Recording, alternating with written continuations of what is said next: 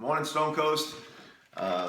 We started a series this past weekend called The Prodigal God. It was based off a book called by Tim Keller called that The Prodigal God, and it gives a fresh new look into the gospel itself and how sometimes maybe we've gotten it backwards over the years. And that's why I really like this series a lot, where I feel it's going to cause us to have to take time to reflect, to ask questions, to engage into the story.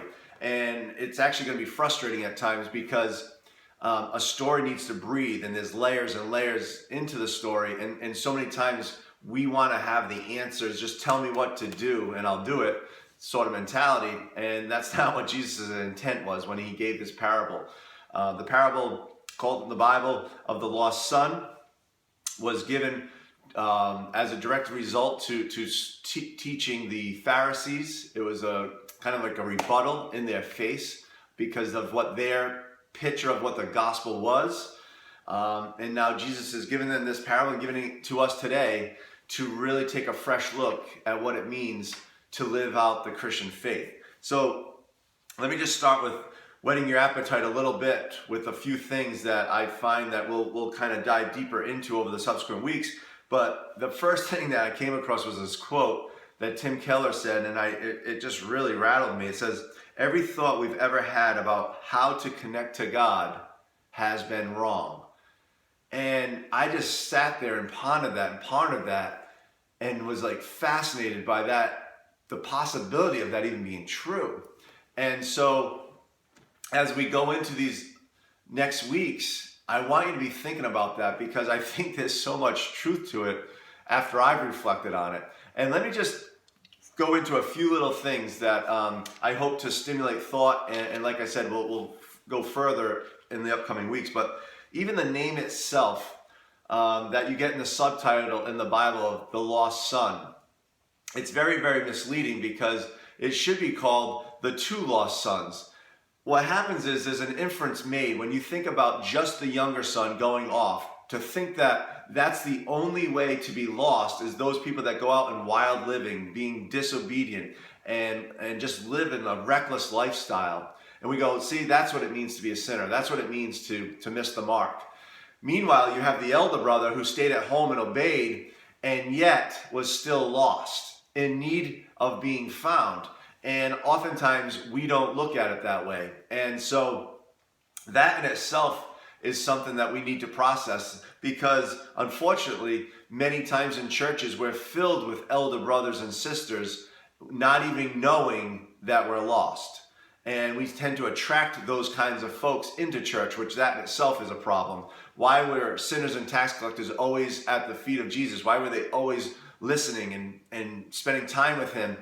Why aren't those same people coming into our churches? Maybe we had the message backwards. So maybe Tim Keller's onto something here. The next thing is the younger son versus the elder son. I want you to ask yourself, who do you most identify with? And I shared on Sunday that, unfortunately, at least in my opinion, I identify more with the elder son. There's, in my past, it's my tendency still, right? But I feel like I've come a long way because I actually have an awareness of that that's who I am. But before, I was filled with pride and arrogance. I felt I was better than others. And it was very, very subtle. And I think that's the trickiness of this whole thing. And that's actually the scary thing of it, is that it's so subtle, oftentimes we don't even notice it. And we don't even recognize our own lostness. Whereas the younger son, those are the people that are just out there, right? And they're just going out and partying and living it up. And everyone looks at that and says, geez, look at them. There's something wrong with their lives, and they are truly lost. And so there's this paradigm that we have to wrestle with and understand that both sons were equally lost and in need of being rescued. And then it's important that we understand that this parable was given directly to the Pharisees, because the Pharisees were looking at Jesus and saying, why do you hang out with these people? Why do you hang out with the lost sons, the younger sons? And don't you know that, you should be pure and should be holy and religious and all these things? And they had a picture of the gospel or the kingdom in their minds that Jesus was trying to go after and rattle them and say, the way that you're living is not the true gospel. It's not the reason why I came to start this new kingdom in this new way. You have it backwards. And you've actually been trying to live by the letter of the law, and yet your heart is still not soft toward God and others. They were actually keeping others down to put themselves above. And so we have to recognize that this is a significant issue and the reason why this parable was given in the first place. Now, the next thing is the word prodigal itself means recklessly extravagant or having spent everything. And most often when we think of that word, the prodigal, it has a negative connotation because we equate it to the younger son who went off and squandered all his father's wealth. But we don't usually look at it based on the father's love for us. And he also was a prodigal. So both the father and the younger son were prodigals. The father was this loving father who gave extravagantly out of grace and out of mercy and out of forgiveness.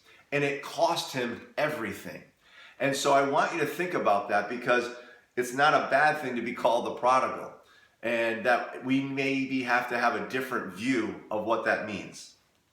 And then lastly, we talked about the table. The table is a real important symbol in this series. And the table stands for a lot of different things. One, it's hospitality, it's community, it's friendship, it's family. On a lot of levels, we get that, right? We often gather around a table, whether it's at a coffee shop, at a restaurant, or in our own homes. The table has a significance, and it's about people. Now, in that, I would suggest that the table is also about being vulnerable and real. The more we can do those things, the richer our experiences around the table will be. Because oftentimes, the table also represents both joy and pain, right? We go around the table to celebrate and party when people get newly married or when they have a child or birthday parties or whatever, right? There's a party type thing, atmosphere around it. But it's also a very, very painful reminder, and we call it the empty chair, you know, where the people that we love most, they're no longer there and no longer able to experience life and all the different experiences that we long to have with our family. And so coming around this table, Jesus set the table for us, and he's continually running after us because of how much he loves us. So over these next weeks, we're going to be going deeper and deeper into some of these concepts so that we can get a better understanding of what the gospel is. I hope that you continue to come week after week so that you can get the most out of this series. And we look forward to having you. We'll see you later. Bye.